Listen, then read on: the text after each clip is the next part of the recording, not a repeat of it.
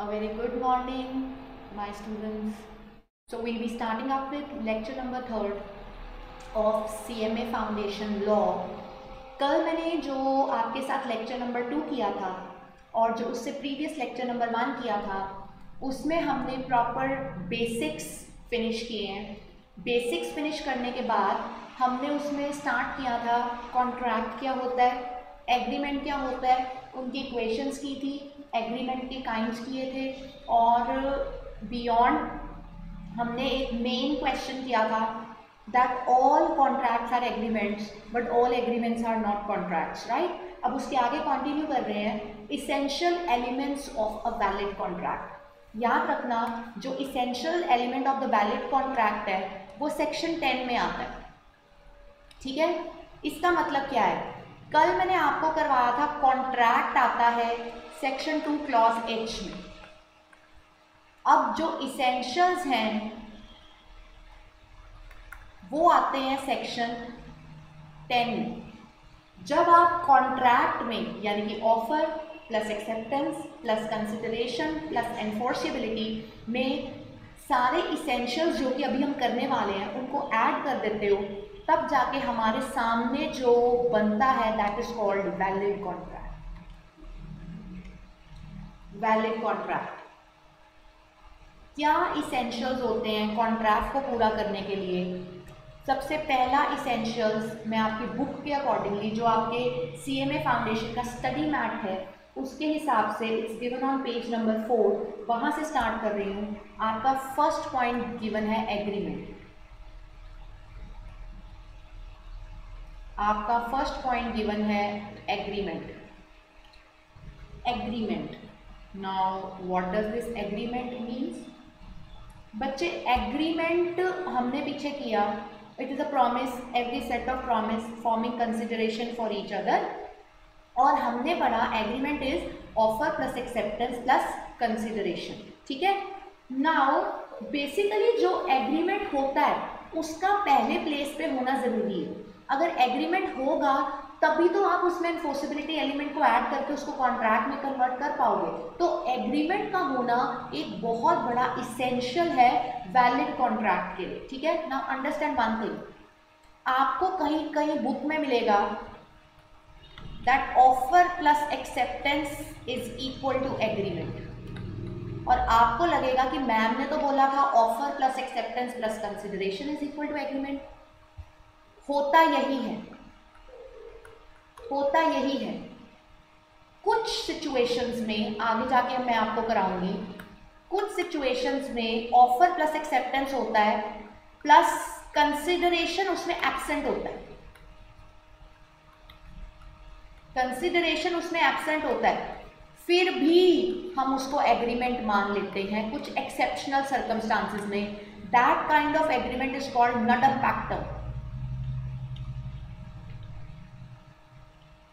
नडम pactum का मतलब क्या होता है. नडम पैक्टम का मतलब है an agreement without consideration still be considered to be valid agreement in exceptional circumstances. तो अगर आपको आपकी बुक में ये दिखेगा that offer and acceptance is considered to be agreement, तो वहाँ पे कुछ गलत नहीं दिया हुआ.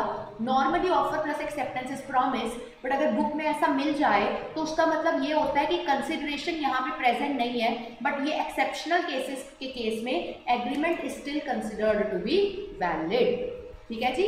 तो एग्रीमेंट करने के लिए आपको बेसिकली क्या चाहिए.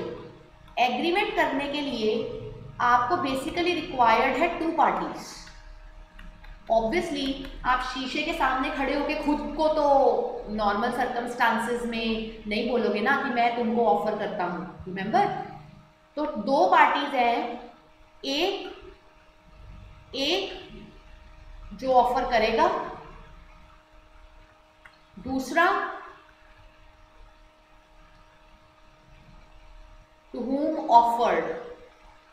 तो एग्रीमेंट में हमेशा 2 पार्टीज होंगी, one who offers known to be promiser,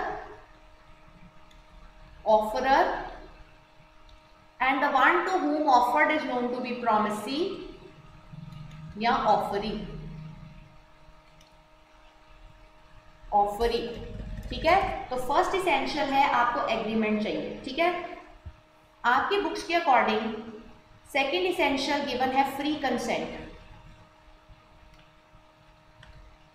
second essential आपको गिवन है फ्री कंसेंट।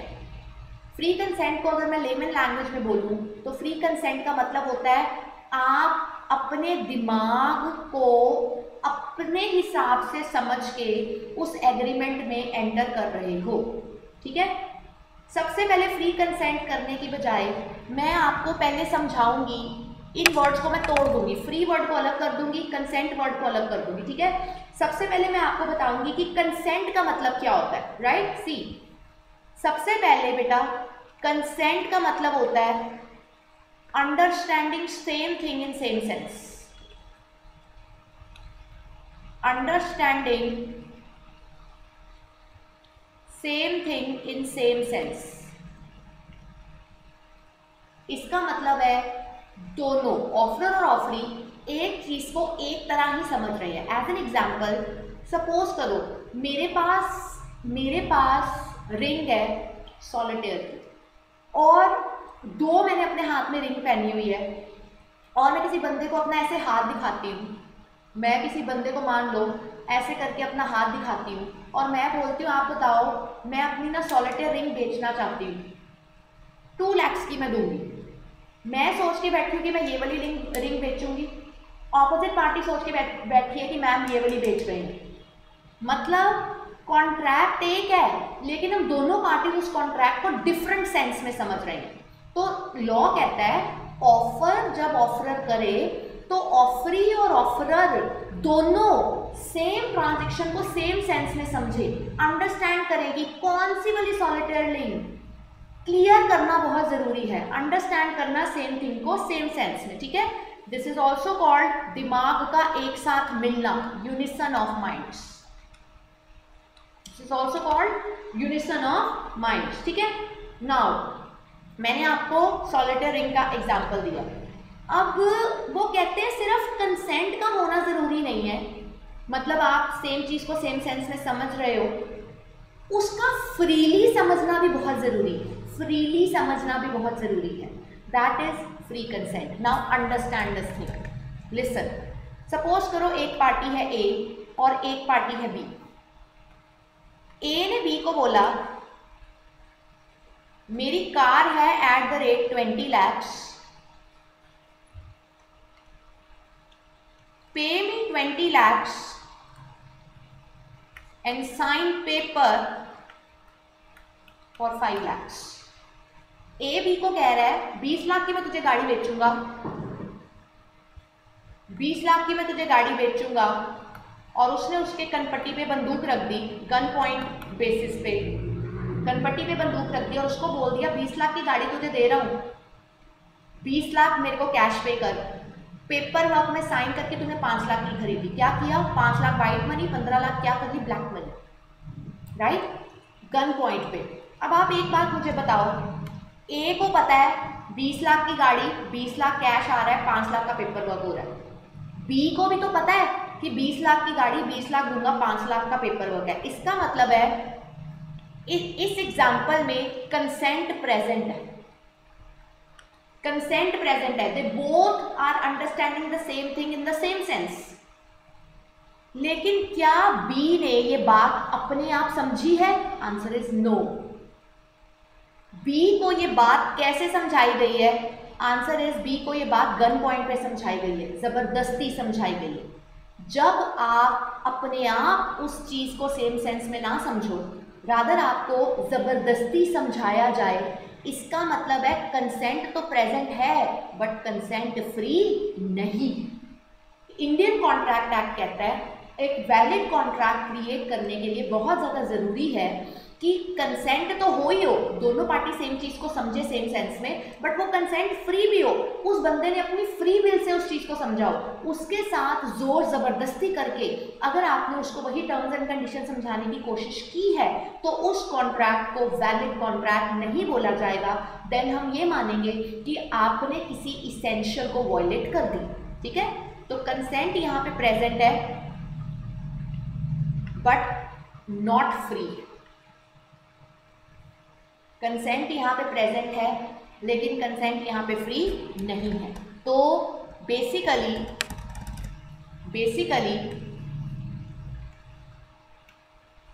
कंसेंट होना चाहिए। Consent is unison of minds and in Latin consent is called consensus ad idem। MCQ में आया हुआ है बहुत बारी, आप क्रॉस चेक कर सकते हो पास्ट पेपर्स को। Consent is unison of minds and Latin में consent is called consensus ad idem, दिमागों का एक साथ मिलना। देन दे से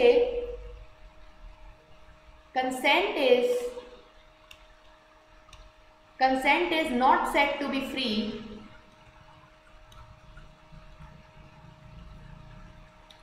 Consent is not said to be free if caused by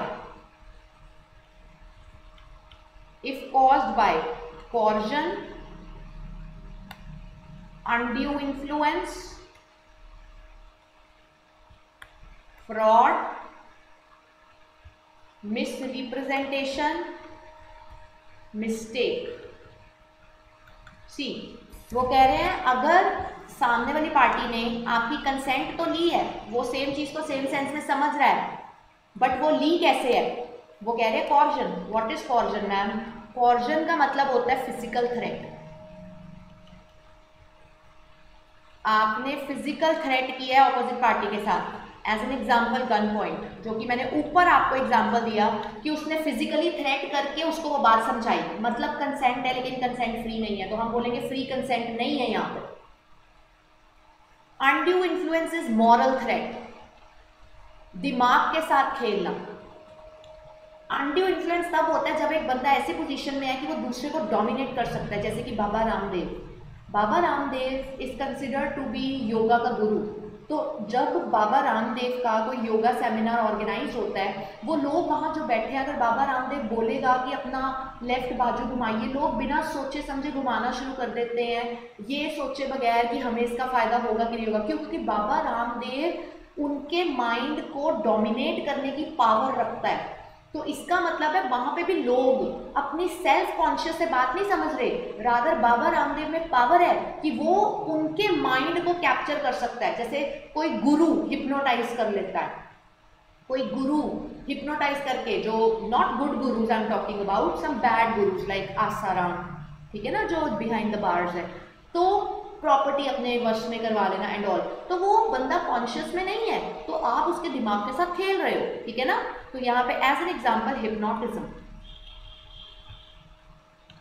next is fraud. Fraud का मतलब होता है आपने जानबूझ के उसके साथ गड़बड़ की, इंटेंशनली रॉन्ग। आपने जानबूझ के उसके साथ गड़बड़ी की, intentionally wrong. As an example hiding the truth. Hiding truth in law is called concealment। आपने कुछ कंसील करने की कोशिश की, सामने वाले बंदे को सच नहीं पता चलना चाहिए, अगर उसको सच पता चल गया तो वो मेरे साथ कॉन्ट्रैक्ट में नहीं आएगा। Miss representation in unintentionally wrong. Unintentionally wrong का मतलब है मेरे से गलती से गलत हो गया, मेरे से गलती लग गई। एज एन एग्जाम्पल, अगर कोई बंदा बोले जेन्युइनली बिलीव, मेरे को लग नहीं रहा था कि ऐसा हो सकता है बट हो गया, जेन्युइनली बिलीव। और मिस्टेक का मतलब होता है इरोनियस बिलीव। इरोनियस बिलीव का मतलब होता है, मिस्टेक का मतलब हो गया इरोनियस बिलीव, और इरोनियस बिलीव का मतलब होता है गलत फहमी हो जाना, ठीक है। तो अगर ऑपोजिट पार्टी को कुछ ऑफर करते वक्त ऑपोजिट पार्टी को सारी टर्म्स एंड कंडीशन समझ आ गई तो कंसेंट प्रेजेंट है। अगर वो सारी चीज़ें उसने अपने खुद के दिमाग से समझी हैं तो कंसेंट प्रेजेंट है। अगर वो चीज़ें फिजिकली थ्रेट यानी कि कॉर्जन करके समझाई गई, मॉरल थ्रेट यानी कि अनड्यू इन्फ्लुएंस द्वारा समझाई गई, इंटेंशनली रॉन्ग यानी कि फ्रॉड द्वारा समझाई गई, अनइंटेंशनली रॉन्ग यानी कि मिस रिप्रेजेंटेशन द्वारा समझाई गई और गलत फहमी लग गई, मिस्टेक, तो ये माना जाएगा कि कंसेंट प्रेजेंट तो था बट कंसेंट फ्री नहीं था। और अगर कंसेंट फ्री नहीं है तो कॉन्ट्रैक्ट का इसेंशियल वॉयलेट हो गया, और जैसे ही कॉन्ट्रैक्ट का इसेंशियल वॉयलेट होगा उसको हम वैलिड कॉन्ट्रैक्ट नहीं बोल सकते। ठीक है, so this was your second essentials, right. Next we moving on to, according to your book, the third essential given over there, the third essential given over there is lawful consideration.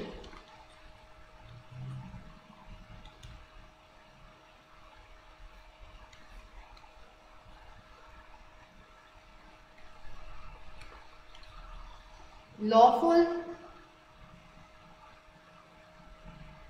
consideration.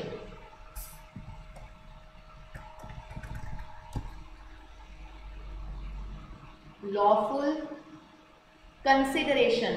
Now मैंने आपको कल करवाया था consideration, that is something in return, जो बदले में हमको मिलता है, दैट इज कंसिडरेशन। ठीक है ना, तो मैं पहले लिखूंगी कंसिडरेशन का मतलब क्या होता है। Consideration is something in return. If you remember, इसको हम क्या बोलते थे, क्विड प्रो क्यो इन लैटिन। ठीक है, अब कंसिडरेशन के केस में हम बोलते हैं consideration something in return. Essential क्या बोलता है, इसेंशियल बोलता है that something must be lawful, that is something lawful in return, something lawful in return. You getting it? ठीक है, something, what does that something means? Something can be an act, कोई काम मेरे लिए करो। Something can be abstinence, abstinence means मनाही, मनाही। ठीक है, it can be an act, it can be N abstinence, it can be any profit, आप किसी को प्रॉफिट दे रहे हो, that something can be a right, that something can be cash, that something can be kind, that something can be promise, etcetera. तो it need not necessarily means कि मैं गाड़ी दूंगी मुझे कैश ही मिलेगा। मान लो मैं गाड़ी दे रही हूँ, मुझे बदले में गोल्ड मिल रहा है, valid consideration, understand very carefully. मैं गाड़ी बेच रही हूँ, मुझे बदले में स्मगल्ड गोल्ड मिल रहा है, अनलॉफुल कंसिडरेशन हो गया, नॉट अलाउड।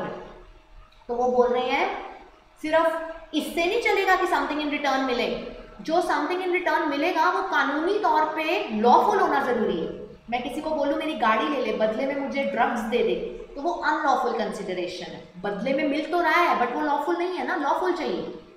तो मैं किसी को बोलती हूँ सिगरेट पीनी छोड़ दे, मैं तुझे 1 लाख रुपया दूंगी, that is abstinence, that is abstinence. मतलब आप किसी पे कोई रोक लगा रहे हो, सिगरेट पीना छोड़ दे, मुझे क्या मिलेगा, मुझे एक सैटिस्फैक्शन मिलेगी कि ऑपोजिट पार्टी ने सिगरेट पीना छोड़ दिया, और उसके बदले में मैं उसको 10,000 दूंगी। बाय, बिकॉज ज़रूरी नहीं है कि कंसिडरेशन का मतलब है आपके हाथ में कोई चीज़ ही आनी चाहिए। It can be cash, it can be kind, it can be promise as well. ठीक है, तो याद रखना, लॉ कहता है offer plus acceptance plus consideration is agreement, but that consideration need to be lawful. कानूनी तौर पे अलाउड चीज ही एक दूसरे को दो, तभी उसका वैलिड कॉन्ट्रैक्ट बनेगा, नहीं तो नहीं। मैं आपको एग्जांपल देती हूँ, मैं यहाँ पे एग्जांपल दे रही हूँ एज एन एग्जांपल। ए ने बी को कार दी और बी ने बदले में स्मगल्ड गोल्ड दिया। अब this is unlawful consideration, therefore contract is not valid.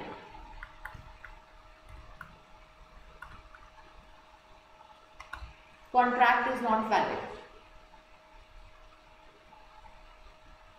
ठीक है, आगे यही अगर मैं यहां पे बोल दूं ए ने बी को कार दी,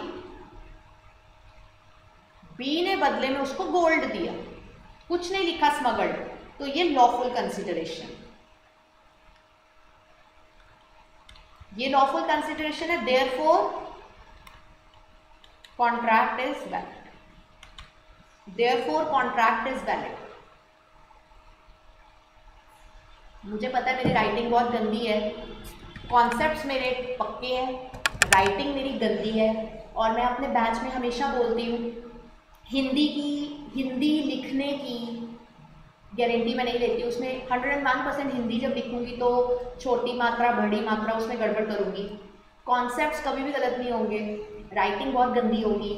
तो मतलब कुछ प्रॉन्स के साथ कुछ कॉन्स भी है मेरे साथ पढ़ने के लिए। प्रॉन्स कॉन्स यानी कि एडवांटेजेस एंड डिसएडवांटेजेस। एडवांटेजेस ये है कि टॉपिक्स आपके टिप पे होंगे, एडवांटेजेस ये है कि आप फर्स्ट अटेम्प्ट में ही क्रैक कर पाओगे अपने CMA फाउंडेशन के पेपर को, साथ साथ लर्न होता रहेगा। मैं रेगुलरली टेस्ट लेती हूँ, आपके पेपर देने तक मैं आपको फुली प्रिपेयर कर देती हूँ कि आप वहाँ पे इजीली अपना टेस्ट पेपर क्रैक करोगे, एज इफ आपको लगेगा कि सब कुछ किया हुआ है। डिसएडवांटेजेस ये है कि मेरी राइटिंग थोड़ी सी गंदी है, वो थोड़ी सी बर्दाश्त करनी पड़ेगी। और दूसरा डिसएडवांटेज ये है कि मैं बीच में कभी कभी हिंदी लिख देती हूँ और उन हिंदी के स्पेलिंग की गारंटी मैं नहीं लिखती, तो मतलब it's a package with pros and cons, right. तो चलो moving on to the topic, fourth essential. I am doing according to your book only, the study mat of CMA Foundation. The fourth point it says is parties must be competent.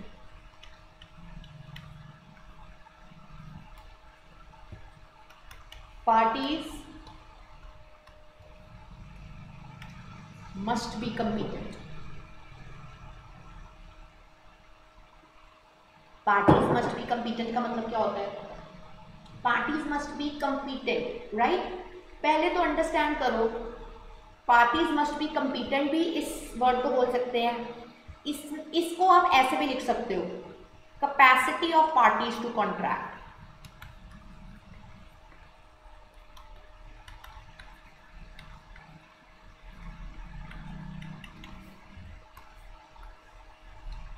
capacities of parties to contract. Now understand one thing, capacity का मतलब क्या होता है? Capacity word का मतलब या competent word का मतलब क्या है? तो कैपेसिटी और कंपीटेंट वर्ड का मतलब है लीगल एबिलिटी, मतलब ऑफरर या ऑफरी जो पार्टीज टू कॉन्ट्रैक्ट है, दोनों के पास लीगल काबिलियत होनी चाहिए कि वो कॉन्ट्रैक्ट में एंटर हो सकते हैं। मैं आपको एक एग्जांपल देती हूँ। सपोज करो सलमान खान को बार बार जेल होती है, राइट। जब Salman Khan behind the bars होता है, कौन से बार? जेल की सलाखों वाले, वो पीने वाले बार्स नहीं, हाँ वो पीने वाली बार्स में भी बहुत जाता है, बहुत फेमस है इस मामले में, लेकिन यहाँ पे मैं जिस बार की बात कर रही हूँ वो सलाखें हैं, राइट। जब सलमान खान को जेल होती है उस वक्त Salman Khan is called convict. Convict मतलब गुनहगार जिसको सजा मिली हुई है, राइट। जिस वक्त वो जेल हो जाती है उसका पासपोर्ट जब्त हो जाता है, तो उसके पास लीगल एबिलिटी नहीं है कि वो आउट ऑफ इंडिया जाके कोई भी नया एग्रीमेंट उस वक्त साइन कर सके किसी भी प्रोड्यूसर या किसी भी एडवर्टाइजमेंट कंपनी के साथ। मतलब जब वो बिहाइंड द बार्स यानी कि जेल में होता है उसकी लीगल एबिलिटी रद्द हो जाती है। तो लॉ कहता है आप जब एग्रीमेंट करोगे साइन, चाहे आप ऑफरर हो चाहे आप ऑफरी हो, आपके पास लीगल एबिलिटी होनी चाहिए उस वक्त, कानूनी तौर पे आपको अलाउड होना चाहिए कि आप कॉन्ट्रैक्ट में एंटर कर सकते हो, ठीक है। तो सी लीगल एबिलिटी, तो हम बात करते हैं कौन सी पार्टीज हैं जिनको कि केपेबल माना जाता है कॉन्ट्रैक्ट में एंटर करने के लिए, और कौन सी पार्टीज है जिनको कि नॉट केपेबल माना जाता है। एक बात समझ लो, ये सब रूट्स ऑफ लॉ चल रहे हैं। अगर आपको ये बेसिक्स नहीं आएंगे तो आपको आगे जाके बहुत प्रॉब्लम आने वाली है। और law is one of the subject which is not very tough, but उसमें एक दिक्कत ये है कि आपको रेगुलर बेसिस पे पिछला रिवाइज करना पड़ेगा, बिकॉज पिछले के साथ ही नेक्स्ट की कॉन्टिन्यूटी हमेशा कनेक्टेड होती है, ठीक है। तो जो केपेबल वर्ड है, केपेबल का मतलब है किस किस को ऑफरर या ऑफरी बनना अलाउड है, कौन किस किस के पास लीगल एबिलिटी है। आंसर इज एक मेजर के पास। मेजर का मतलब क्या होता है? जो 18 और 18 प्लस है एज में। साउंड माइंड, साउंड माइंड का मतलब है दिमागी संतुलन ठीक है। साउंड माइंड का मतलब है दिमागी संतुलन ठीक है। आपने इकोनॉमिक्स में करा होगा रैशनल थिंकर। रैशनल थिंकर का मतलब होता है एक इंसान जो ये हमेशा सोचता है मेरा लगना कम से कम चाहिए, मुझे आना ज़्यादा से ज़्यादा चाहिए। Who wants maximum at the cost of minimum is rational thinker। दिमागी संतुलन उस बंदे का ठीक होना चाहिए और वो बंदा नॉट डिस्क्वालिफाइड बाय लॉ होना चाहिए। मतलब लॉ ने उसको डिस्क्वालीफाई ना किया हो कॉन्ट्रैक्ट में एंटर होने के लिए। ठीक है, मैं आपको एक और एग्जांपल दे देती हूँ। सपोज करो किसी बंदे ने किसी के साथ प्रॉपर्टी में हेराफेरी की, कोर्ट ने उसके अगेंस्ट डिसीजन पास किया और कोर्ट ने उस डिसीजन में लिख दिया कि अगले 5 साल तक आप कोई भी प्रॉपर्टी नहीं खरीद पाओगे। But it does not mean वो इंडिया से बाहर नहीं जा पाएगा। इट डज नॉट मीन वो किसी के साथ बाइंग एंड सेलिंग नहीं कर पाएगा। पॉइंट इज उसके पास रॉ मटेरियल बाय करने की, सेल करने की लीगल एबिलिटी है, बट उससे कौन सी लीगल एबिलिटी छीनी गई है? प्रॉपर्टी में इन्वेस्ट करने की, लैंड में इन्वेस्ट करने की। तो अगर वो किसी के साथ लैंड बाय करने जाता है तो उसके पास लैंड बाय करने की लीगल एबिलिटी अवेलेबल नहीं है। ठीक है, तो वो लैंड खरीदने के लिए कंपीटेंट पार्टी नहीं है, उसकी कंपीटेंसी रद्द हुई है यहाँ पे। ठीक है, तो फिर नॉट केपेबल कौन हो गया? इन सब का उल्टा, मेजर का उल्टा कौन होता है? माइनर। माइनर का मतलब होता है जिसकी उम्र 18 साल से छोटी है। दूसरा अनसाउंड माइंड। अनसाउंड माइंड का मतलब होता है जिसका दिमागी संतुलन ठीक नहीं है।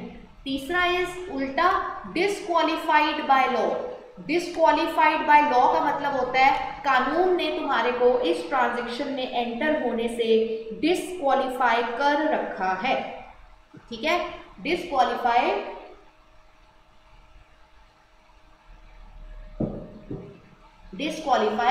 कर रखा है। ठीक है, now who is a major? A major is जो 18 या 18 प्लस का हो।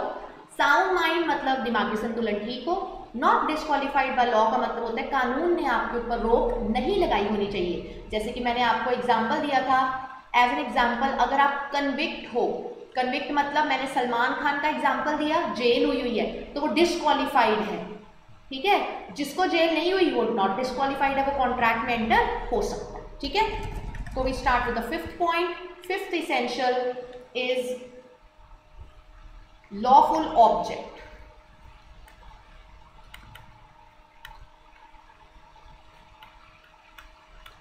Fifth essential is lawful object, या you can also say legality of object.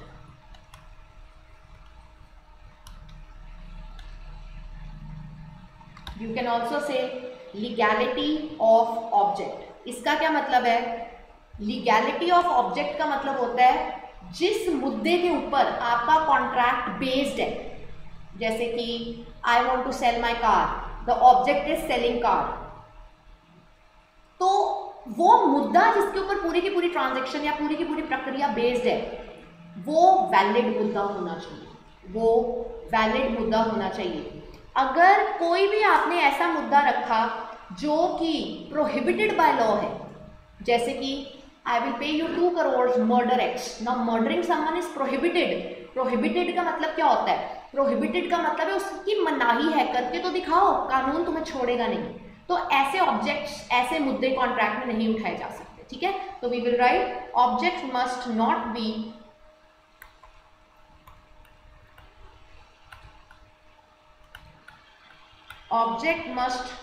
B prohibited by law.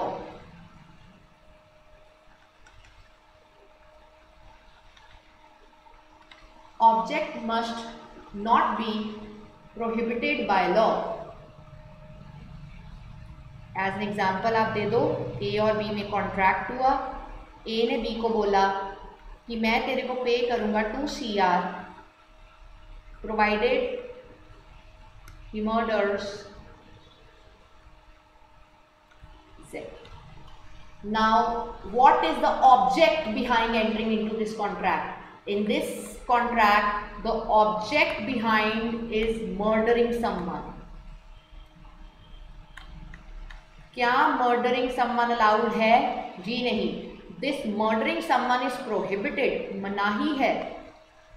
अगर आप ऐसा कोई ऑब्जेक्ट रख दोगे और बोलोगे कि कॉन्ट्रैक्ट वैलिड हो जाए, तो ऐसा नहीं होता, उस कॉन्ट्रैक्ट को वैलिड कंसिडर नहीं किया जाएगा। तो अभी तक हमने क्या किया, ऑफर और ऑफरी दोनों कंपीटेंट होने चाहिए, दोनों में से कोई माइनर नहीं हो सकता, दोनों में से कोई अनसाउंड माइंड का नहीं होना चाहिए, दोनों में से कोई कानूनी तौर पर डिस्क्वालीफाइड नहीं होना चाहिए, ठीक है।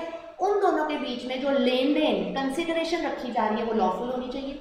उन दोनों के बीच में जो कॉन्ट्रैक्ट क्रिएट करने का मुद्दा है यानी कि ऑब्जेक्ट, वो भी लॉफुल होना चाहिए, ठीक है।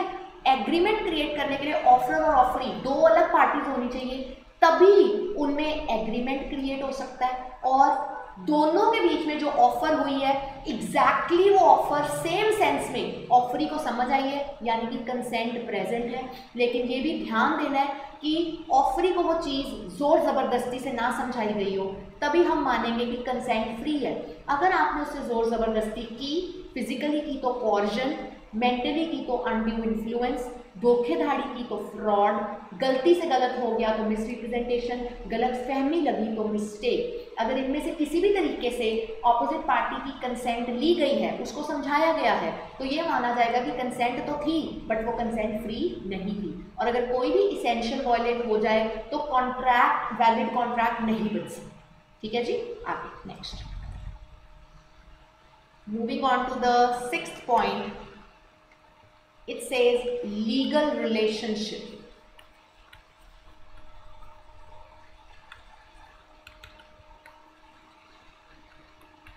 Moving on to the 6th point, and the 6th point says legal relationship. Now legal relationship का मतलब क्या होता है? Legal relationship means enforceability element, right? Legal relationship means enforceability element. इसका मतलब है अगर social एग्रीमेंट है या डोमेस्टिक एग्रीमेंट है, this is also called domestic agreement, अगर सोशल एग्रीमेंट है या डोमेस्टिक एग्रीमेंट है, then they have no intention to create legal relation. What does this means, जो आप पारिवारिक पॉइंट ऑफ व्यू से बात करते हो, आपस में फ्रेंड्स में करते हो, उसमें आपकी इंटेंशन ये थोड़ी होती है कि हम कानूनी तौर पे एक दूसरे के साथ कॉन्ट्रैक्ट में एंटर कर रहे हैं, राइट। वो कहते हैं भाई अगर तुमने कॉन्ट्रैक्ट बनाना है तो मस्ट है कि लीगल रिलेशनशिप प्रेजेंट होना बहुत ज्यादा जरूरी है, ठीक है। उन्होंने आपकी बुक में एग्जाम्पल दिया है कि एक हस्बैंड है और एक वाइफ है। हस्बैंड ने वाइफ को बोला है कि मैं तेरे को गिफ्ट करूंगा 10 लाख का necklace on her birthday. This is not equal to contract. By because this is equal to social agreement. और हस्बैंड ने वाइफ को बर्थडे पे नेकलेस देना होता है तो वो लीगल रिलेशनशिप में थोड़ी आते हैं। ऐसे तो हस्बैंड कितने प्रॉमिसेस करते हैं वाइफ को, पूरे थोड़ी करते हैं। और क्या हर वाइफ कोर्ट में ले जाती है हस्बैंड को कि आज नेकलेस नहीं लेके दिया चल कोर्ट, आज रिंग नहीं लेके दी चल कोर्ट, तो ऐसे थोड़ी होता है। तो इसका मतलब है आपका पर्टिकुलरली इरादा तो होना चाहिए था लीगल रिलेशनशिप में एंटर होने का। इसका एक बहुत इंपॉर्टेंट लीडिंग केस है। लीडिंग केस का मतलब होता है कि कोर्ट में ये केस लड़ा जा चुका है और इसको आप कोरिलेट करके इस सिचुएशन को समझा सकते हो। ये लीडिंग केस है मिस्टर बाल्फर वर्सेस मिसेस बाल्फर का।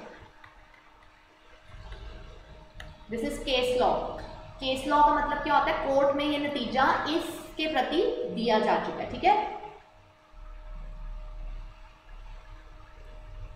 इसमें क्या हुआ था, एक हस्बैंड अब्रॉड चला गया, उसको जॉब ऑफर हुई, वाइफ की तबीयत ठीक ना होने की वजह से वो इंडिया नहीं छोड़ पाई थी। हस्बैंड ने उसको प्रॉमिस किया था कि मैं तेरे को हर महीने मान लो ऑस्ट्रेलिया से कुछ पैसे हर मंथ भेजा करूँगा ताकि तू घर खर्च चला सके। हस्बैंड जी ऑस्ट्रेलिया पहुँच गए, पता नहीं वहाँ पे कौन मिल गया या क्या हुआ, वो वाइफ को भूल गए और उसने खर्चा देना बंद कर दिया। वाइफ ने हस्बैंड पे कोर्ट में केस किया कि उसने मुझे प्रॉमिस किया था कि वो मुझे हर महीने खर्चा भेजेगा, उसने नहीं भेजा। कोर्ट कहता, जज कहता सॉरी हम आपके केस को एंटरटेन नहीं कर सकते बिकॉज कॉन्ट्रैक्ट तो आप दोनों हस्बैंड वाइफ में हुआ ही नहीं, लीगल रिलेशनशिप ही नहीं है। क्यों? अगर वाकई में तेरे बीइंग अ वाइफ तेरे मन में होता, आपके मन में होता कि अगर आपका पति आपको खर्चा नहीं भेज रहा और आप अपनी वाइफ को स्यू कर दोगे, तो आपने सेफ साइड पे रहने के लिए अपने हस्बैंड से एक पेपर वर्क साइन करवाया होता। आपने लिखा होता कि लिखो, साइन करो कि आप इस महीने तक मेरे को भेजोगे, नहीं भेजोगे तो मैं आपको कोर्ट ले जाऊंगी। ऐसा कुछ नहीं हुआ।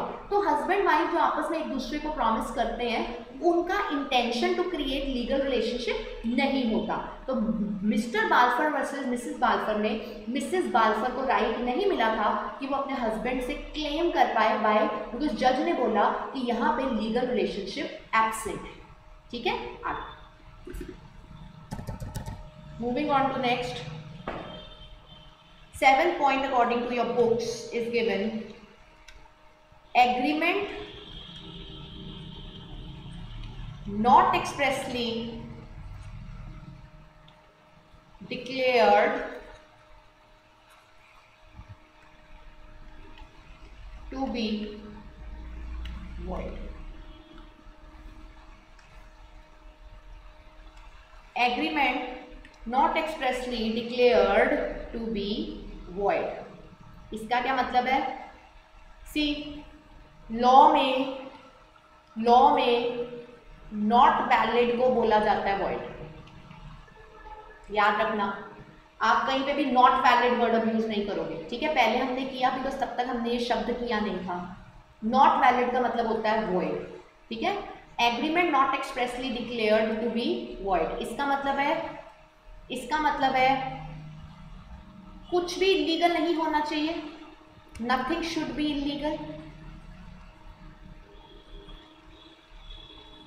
Nothing should be illegal. ठीक है, प्रोहिबिटेड और अनलॉफुल, कुछ भी इलीगल नहीं होना चाहिए, प्रोहिबिटेड नहीं होना चाहिए, अनलॉफुल नहीं होना चाहिए, क्योंकि अगर ऐसा हो गया तो हम मानेंगे कि ये नॉट वैलिड है, और नॉट वैलिड का मतलब है कि ये void।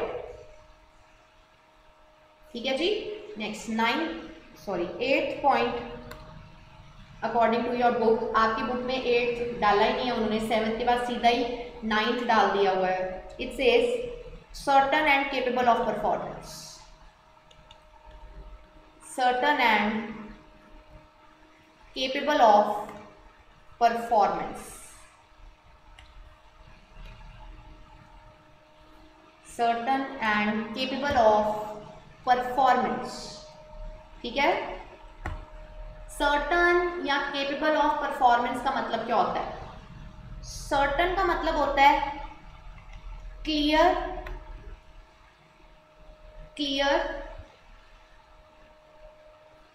केपेबल ऑफ परफॉर्मेंस का मतलब है not impossible to perform.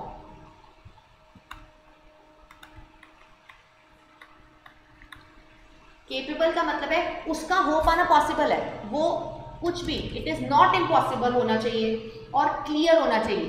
Clear का मतलब क्या है? जब आप ऑफर करो सामान की क्वालिटी, सामान की quantity, price, date etcetera, all be clear. Clearly mention करो कि सामने वाले बंदे के माइंड में डाउट ही ना रहे। कितनी क्वालिटी, कौन सी क्वालिटी, कितनी क्वांटिटी, कौन सी डेट, किस कीमत पे, everything should be clear. And not impossible to perform नहीं होना चाहिए। नॉट इम्पॉसिबल टू परफॉर्म मतलब आप ऐसा कोई कॉन्ट्रैक्ट रखो ही मत जिसका हो पाना अपने आप में पॉसिबल ही ना हो। मैं आपकी बुक का एग्जाम्पल ही करवा रही हूं। आपकी बुक में एग्जाम्पल दे रखा है, इट सेज एक पार्टी है ए और एक पार्टी है बी। ए ने बी को बोला है वो इसको सेल करेगा गारमेंट्स, लेकिन गारमेंट्स की क्वालिटी और प्राइस नॉट डिस्कस्ड। अब बताओ क्या बी को क्लियर होगा कि क्वालिटी कौन सी है? क्या बी को क्लियर होगा कि प्राइस क्या है? नहीं ना। इसका मतलब है ये अनसर्टन है। अनसर्टन का मतलब क्या होता है? This is not clear. Uncertain है, दिस इज नॉट क्लियर। तो अगर ऐसा कुछ तुमने रख दिया तो इसेंशियल वॉयलेट हो जाएगा, एग्रीमेंट क्रिएट नहीं हो पाएगा, कॉन्ट्रैक्ट वैलिड नहीं हो पाएगा। ठीक है, एक और एग्जांपल आपकी बुक का ही कंसिडर कर रही हूं। ए ने बी को बोला,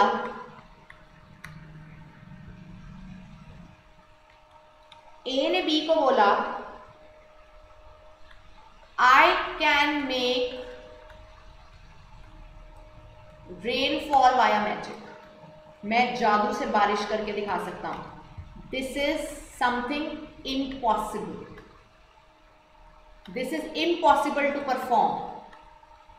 तो वो कह रहे हैं जब आप एग्रीमेंट रखो देखो तो सही कि क्या रख रहे हो, कुछ ना कुछ ऐसी टर्म्स एंड कंडीशंस रखो जिसका हो पाना अपने आप में पॉसिबल हो।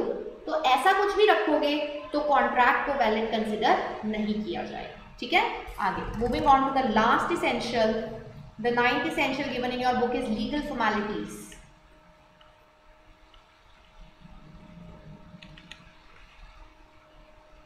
Legal formalities. अब लीगल फॉर्मेलिटीज के केस में वो ये बोल रहे हैं कि अगर एग्रीमेंट में रिक्वायर्ड है, if require certain compliance, compliance का मतलब होता है ये सब चीजें कंपल्सरी कंडीशंस है जो आपको करनी जरूरी है। कंप्लायंस मींस इनको फॉलो करके ही आगे बढ़ पाओगे। If require certain compliance of certain formalities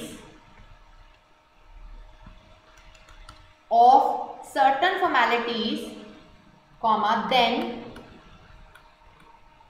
such formality must be fulfilled.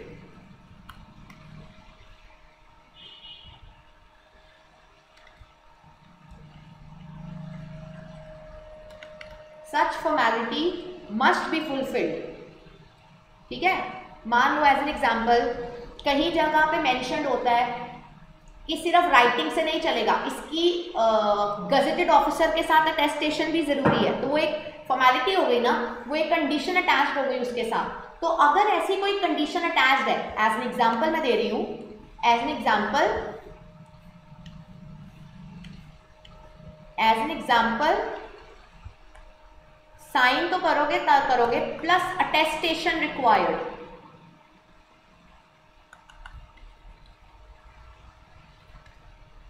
Attestation required, या ऐसा भी हो सकता है विटनेस रिक्वायर्ड।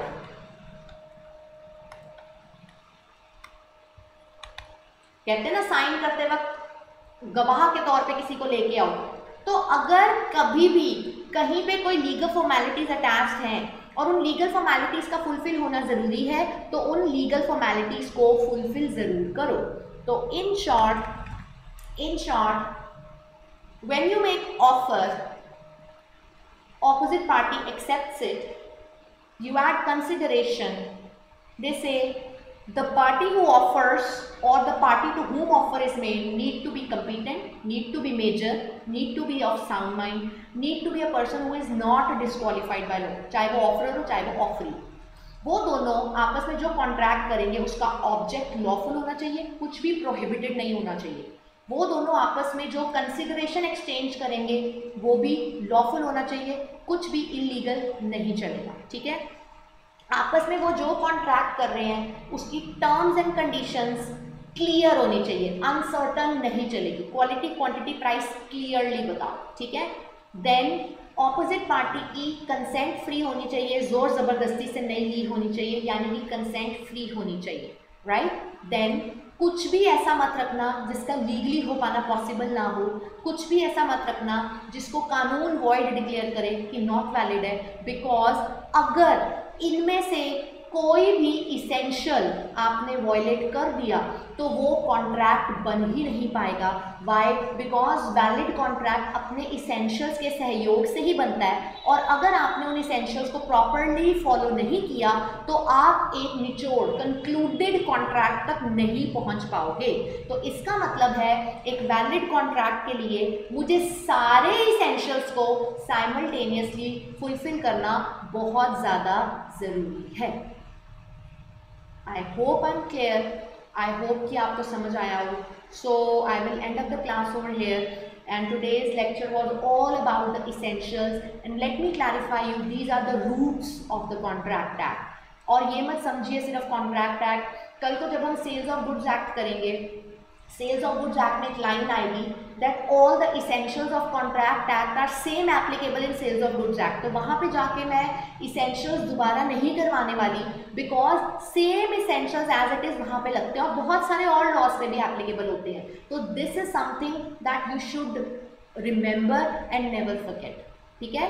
तो I hope the class was clear. Stay tuned for the very next class of mine, और next class में हम स्टार्ट करेंगे types of various contracts. That is one of the most important category of the contract act. उसमें हम सारी categorisation करेंगे कि contract के कितने टाइप्स होते हैं, क्या क्या कैटेगरीज होती हैं, because again they are the same basic roots, the important roots जिसके ऊपर आपका सारा कॉन्ट्रैक्ट एक्ट बेस्ड होगा, ठीक है।